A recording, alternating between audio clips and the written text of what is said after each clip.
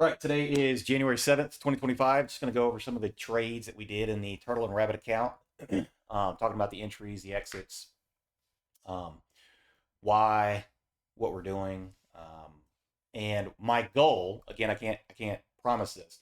My goal is on all of these trades, what I'm going to do is I'm going to make a video of them and I'm going to explain what we're doing and why so that you can go back and see the edge and say, "Oh, I see it," or "I don't see it," and then you can come to me and be like, "I don't understand what you're saying here." So on RGTI, can anybody tell me what RGTI is? Like why was RGTI on my radar to begin with? Does anybody know what RGTI does? Yeah, I can. I can send that link here. Yeah, it's quantum computing, right? So let's see. Links, copy. It goes straight up, apparently, right? So I was playing RGTI back in the $6, $7 range. I was playing it in the $11 range. So I've been playing RGTI for a while because of quantum computing. So number one, there's a theme. So I want you to think of the theme as the reason to buy. Can anybody give me any other things that would cause somebody to buy? Like earnings, for example. Earnings are coming up. That's a catalyst. What else would give somebody like what else could we say, hey, this is a reason to watch these, right? Well, you got earnings, you got phase one, two, three, adcoms with biotech, you know, change in like, oh, okay, so change in management, they're gonna get a new, like there's always reasons that people will start buying. And so do you guys remember on SMCI, you guys kept saying, hey, should we buy SMCI at 80? Should we buy it at 70? Should we buy it at 50? Should we buy it at 40? And what did I tell you guys? Do not touch this. Do not touch this. Okay, well, why did I start buying it around 20 and 25? What changed? Oh, okay, well, SMCI came out and said, hey, this stuff's not right. We're getting some accounting done. We're going to fix it, blah, blah, blah. So they started punching back. Oh, okay, well, that's a reason to buy, right? You always like make sure you understand we need that reason to buy. Otherwise, like, how do we know somebody's going to be buying it? Does that make sense? All right, so RGTI on the radar. Now, what what did it look like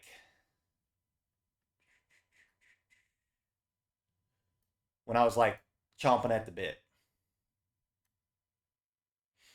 Now, you guys tell me, does this chart pattern look like, man, I got to get on this? And there's no wrong answer here.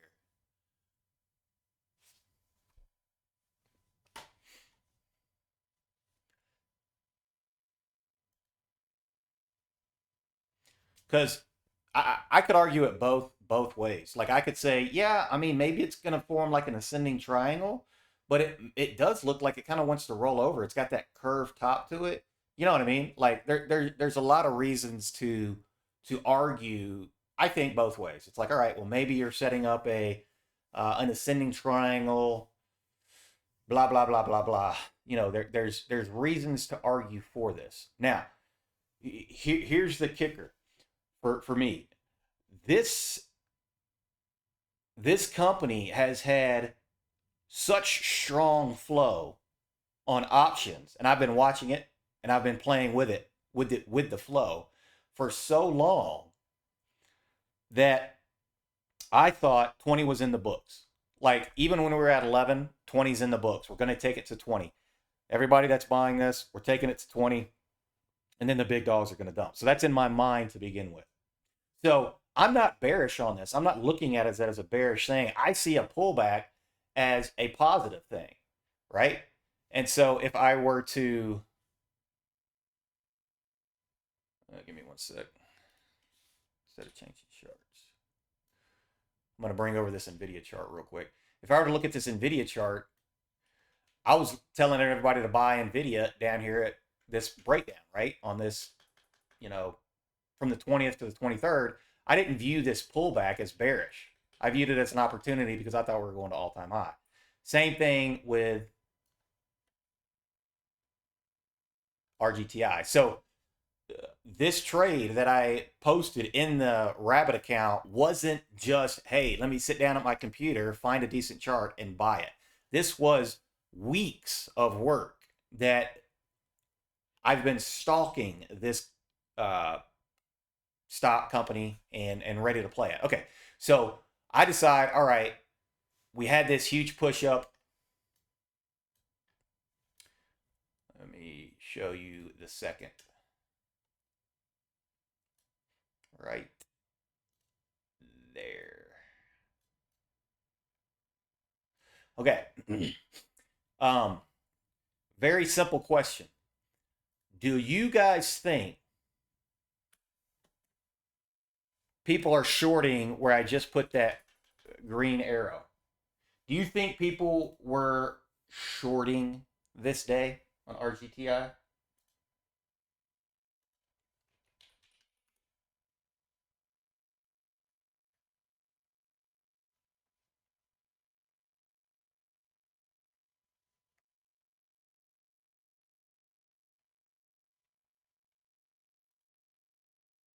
So what I'll tell you, and unless you've partaken in it, you probably don't understand.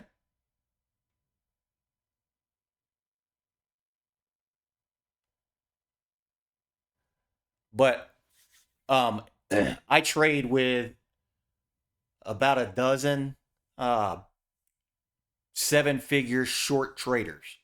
All they do is short. Like they'll long occasionally, but they make 90% of their money off shorting. So they've been getting hammered on RGTI, and this day they were celebrating. Like, oh, finally, right? Finally, it's working. And the simple answer to that, if the candle finishes red, somebody's shorting, right? Somebody probably shorted. Here, I'm gonna clock out this guy's name real quick. But look, he's saying, oh man, RGTI could be one of those lame, slow fades when nobody cares about the stock anymore. I started shorting it here, right? So he's like, all right, let's jump on it. I think it's going to start slow fading now. So, what is it going to take to make those shorts freak out? Well, the way that I looked at it, let's bring it back to the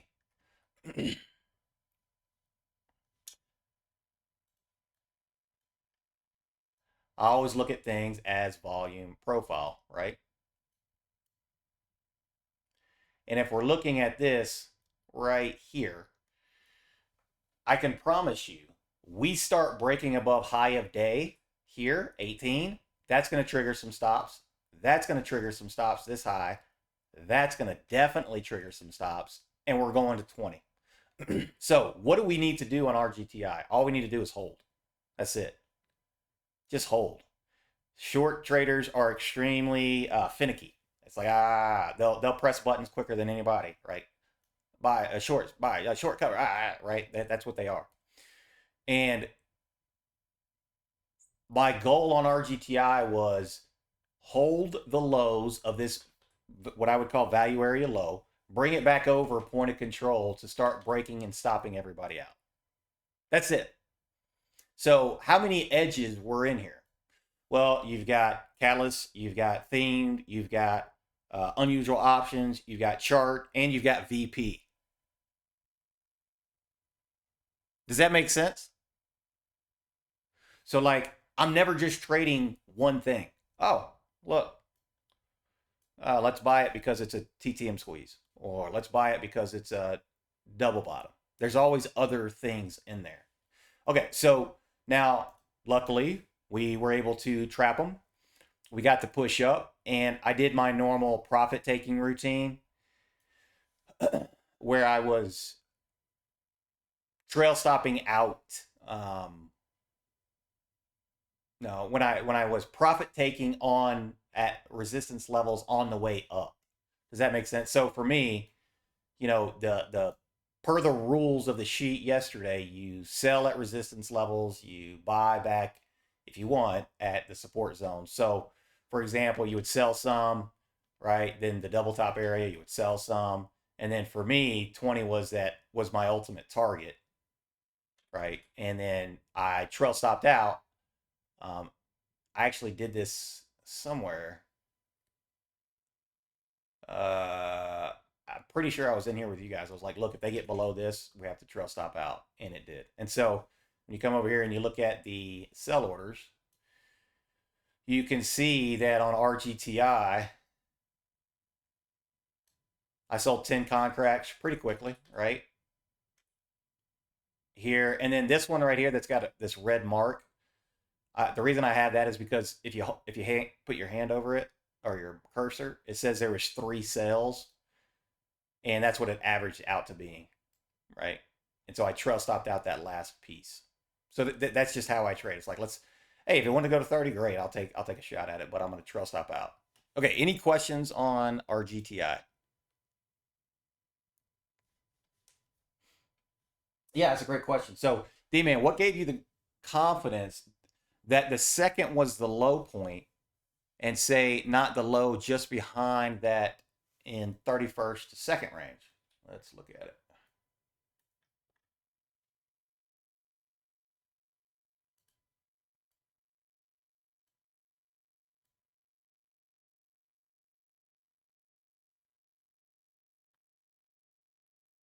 Gotcha. So, why am I thinking um maybe this candle traps, right? Like what's special about this? Give me one sec.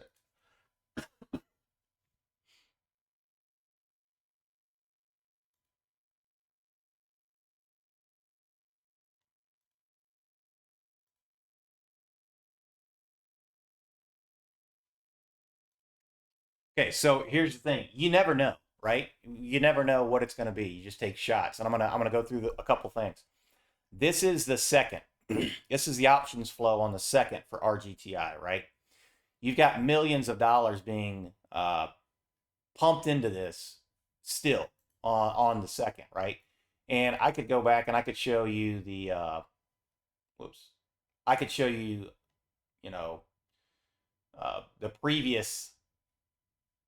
If I can figure out how to get out of January.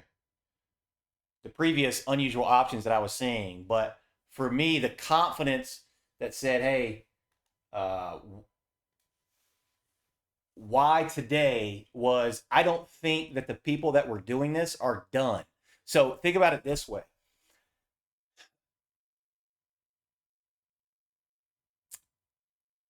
I'm trying to think of something. So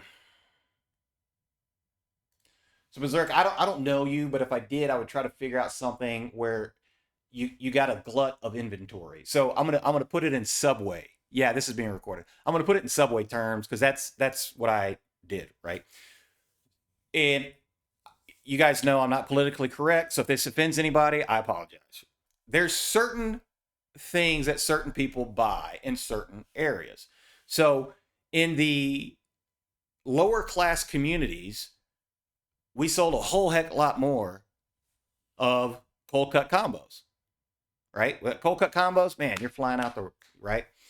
Well, in the upper areas, we sold a lot more steak, right? There'd be a lot more steak subs sold, and so what you have to do is you have to plan your inventory so that when this flood of buying comes, you can lay off your inventory and not have excess inventory that's going to ruin. These people have been acquiring RGTI for a while and they need to distribute a lot. And I don't think that they are done distributing here. That's it. I don't think they're done. I think we're going to go higher. I think we need to crack above 20. We needed to chop around 20 to figure out, is 20 going to hold or is it going to roll over? if 20 holds and consolidates for a little while, you're going to have enough volume for these people to get rid of their cold cut combos or stakes, right? Or whichever audience you're going for.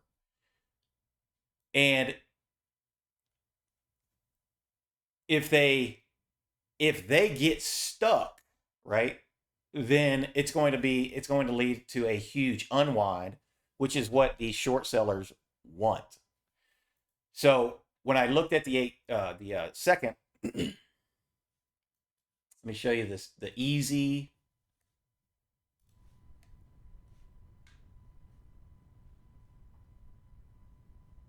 Oops.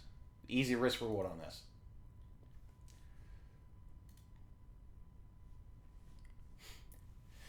There's when I talk about zones, I think of this box as a zone.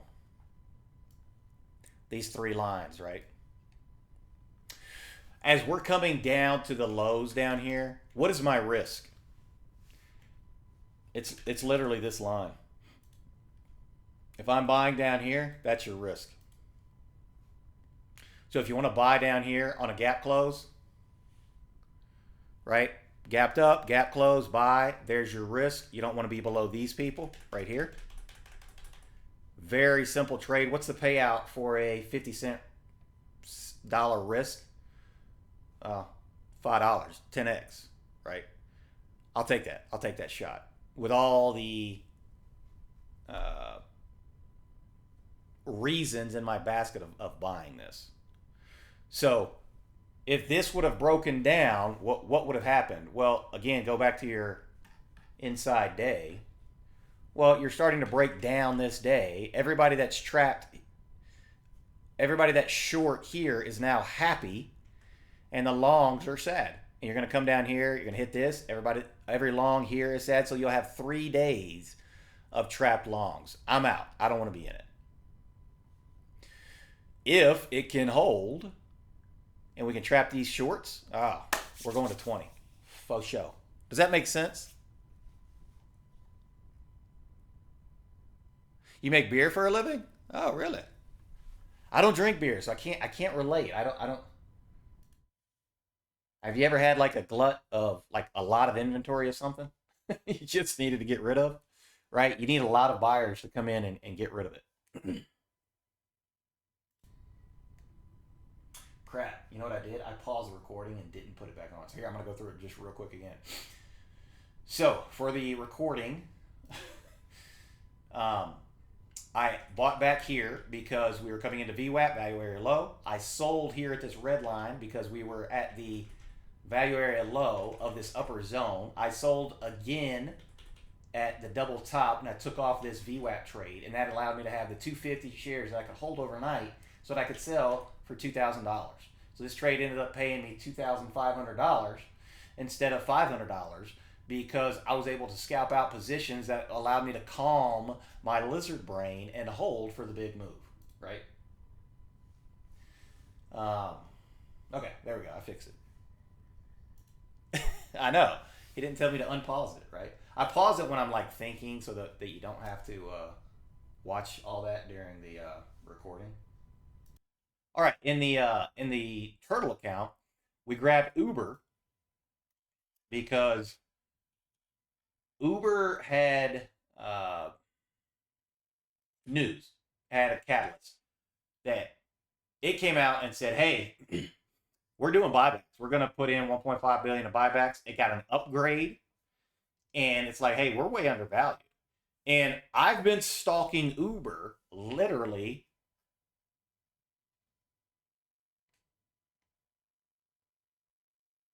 2 years, 3 years. I've been playing Uber. And I've been waiting for the opportunity to buy this because in my mind, this downfall is because of Tesla, Musk, robo taxis, blah blah blah, and I think it's an overreaction. Now, yes, Uber doesn't make money yet. Yes, it's could blow up, whatever. But I think they're still worth taking a shot, and I think you're going to get a lot of people buying down here that have a lot of that. I think the whales are going to be buying down here, and I don't want to front run them. unless it's a value play. So it's like it's kind of like the SCMCI trade. It's like, all right, let's wait for a catalyst, let's wait for something. Um, Maybe a chart play, but preferably wait. Okay, now they're taking it serious. Bam. We've built this great base. Where is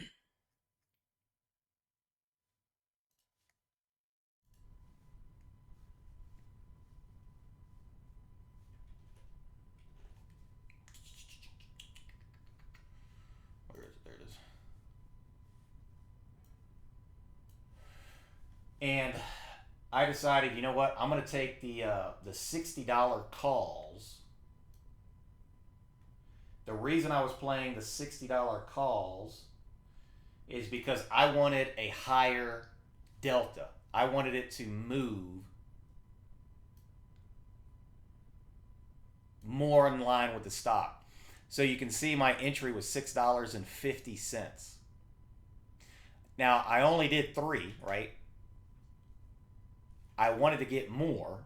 My max position was going to be nine, seven to 10, but I didn't get filled on them. And you can see Uber flagging out pretty nice.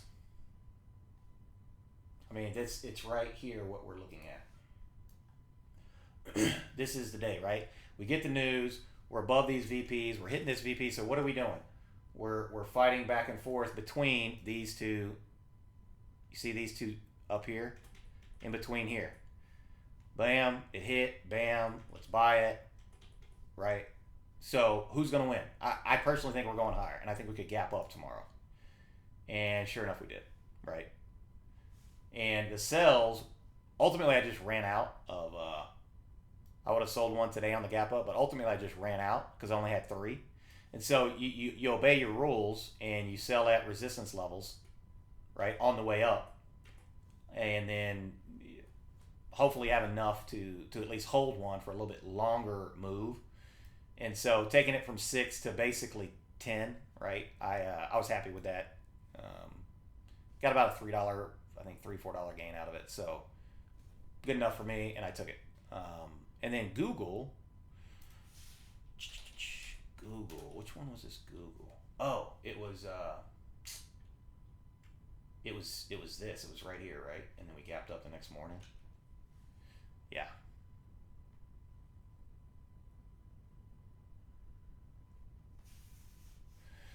So on Google, what I was playing here is this was on the third. Same idea, right? What pattern is this? Call it whatever you want. Call it a cup and handle. Call it a inverted head and shoulders. Call it my dad's hairy back. I don't care. Bottom line is we're breaking above the VP level. We're clear to where the next VP level. I want to be in this as long as we hold this VP area, right? And let's take it. Let's take it for a swing, right? I think we're going to be in good mood, and I think we're going to continue what? I think we're going to continue this W pattern, right? It's like, man, we're just bouncing off of this. I think minimum we're going to come up to where? This gap close, remember? And then hopefully this going to hit the W, and then we're going to go back to all-time highs and go on up forever. Well, no, rejected. But that's it. Okay, I think I went over all the trades. Did I miss anything? If I did, throw it in. And let me catch up on chat for all of the questions.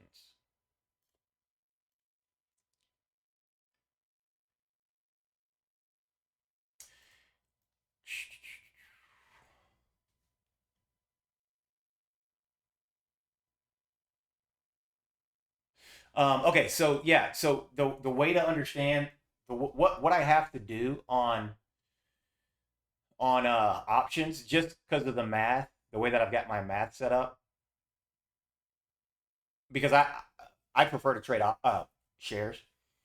Anytime that I'm trading options, it'll be broken down into the shares. So, for example, does Uber sell for $6.50? No. So that's how you know it's an option.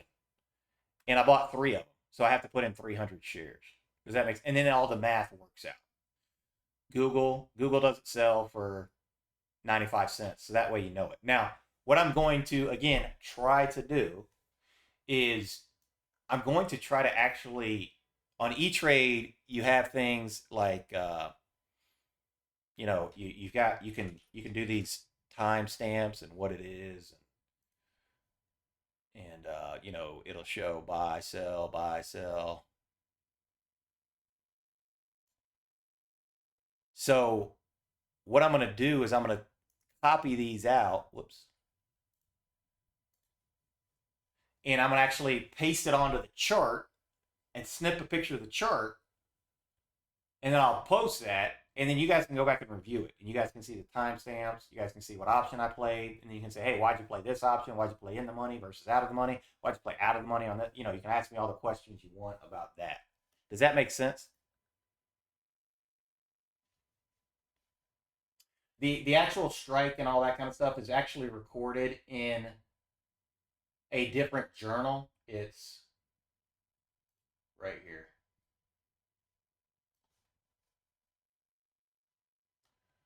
So like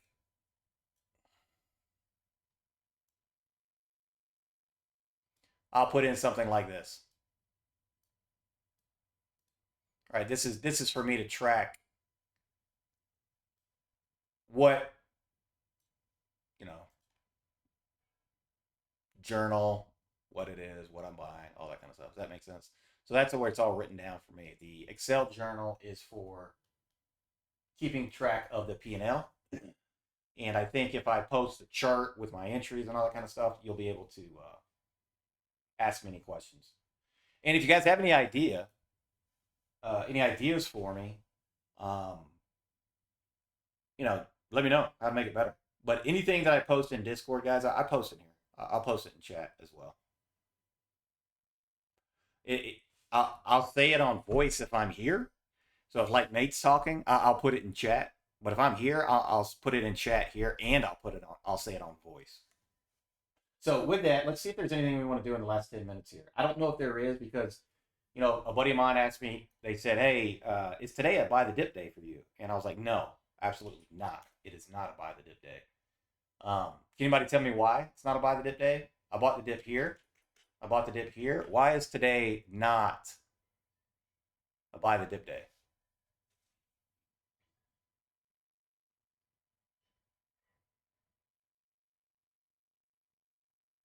Anybody answer why is today not a buy the dip day?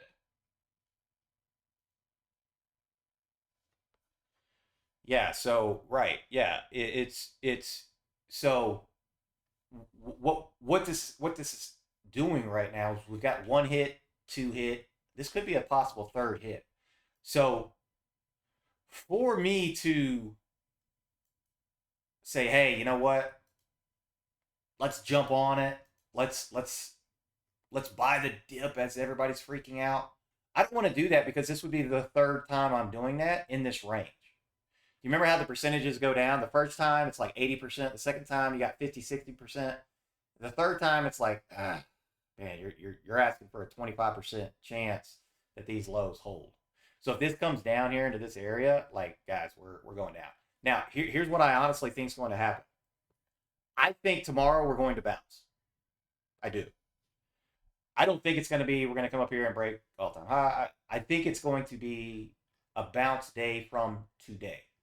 And I think we're going to start putting in some kind of pattern, whether it be a channel down, who knows, or some kind of lower high here. I don't know. But I do think we bounce and we finish somewhere around 590 uh, tomorrow. Let's see. What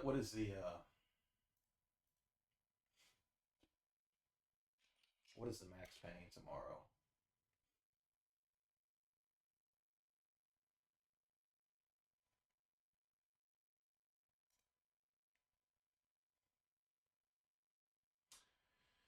Okay, so today it's 594, so 593. Then January 10th is 590. Yeah, I think. Heck, maybe we bounce and just rip. But anyway, the risk reward for me isn't worth trying to take something overnight per se on an index. If there was a chart or something that I liked, it's like, oh, this one's been diverging today. It's high and tight. And I'll give you an example. Like HIMS, like HIMS has done okay today, right? We're up 2.2% when the market's down. We've got this nice little chart pattern here that's trying to break up. You've got this nice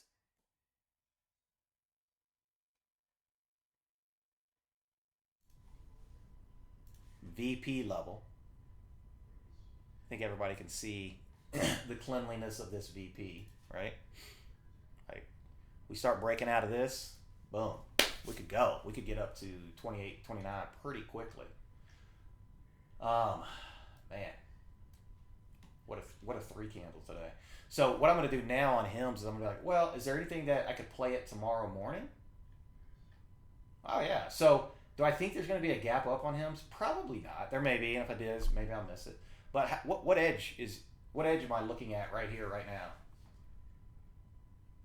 This is a 195 inside candle with a break above that high. Yeah, 100%. That's what I'm gonna play, right? So there's your 195 inside candle within an possible inverted head and shoulders, within a value play where him's actual balance sheet and value looks pretty good actually. Um, so it's like, all right, there we go. So that's going to be number one on the watch list tomorrow. I don't want to buy it today. Is there anything else that I would want to buy today? The Qs are down 1.8%. So that's I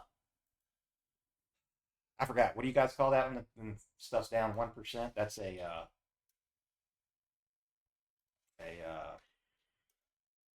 you know, what's it called? Yeah, dark ticker. There it is. On Discord, I just use Discord to trade with, like, I'll tell you what. Here's how you found me on Discord. And I don't mean this in a snobby, mean way. Um, Send me proof that you're a seven-figure trader, and you can join in my Discord room, and we'll all trade together with my other seven-figure traders. But it's not a room where it's for.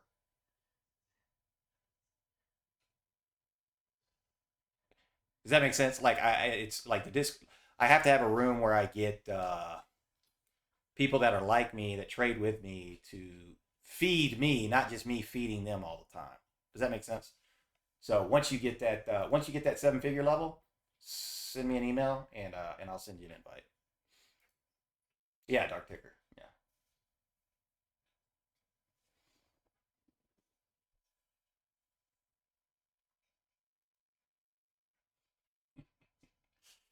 All right. Okay. So I'm gonna see if there's any 15-minute squeezes. Run one race. It's a PG as in Paul George Subway. So another chart that I do like is this Pan W. I know it's ugly, blah blah blah. But if Pan W comes into this 170 area, I'm gonna buy it. I don't know if we're gonna get it. It may bounce from here. It looks like it may want to give us a little bounce, but I really like Pan W in between this 165 170 area. And we looked at. All right, let's look at this.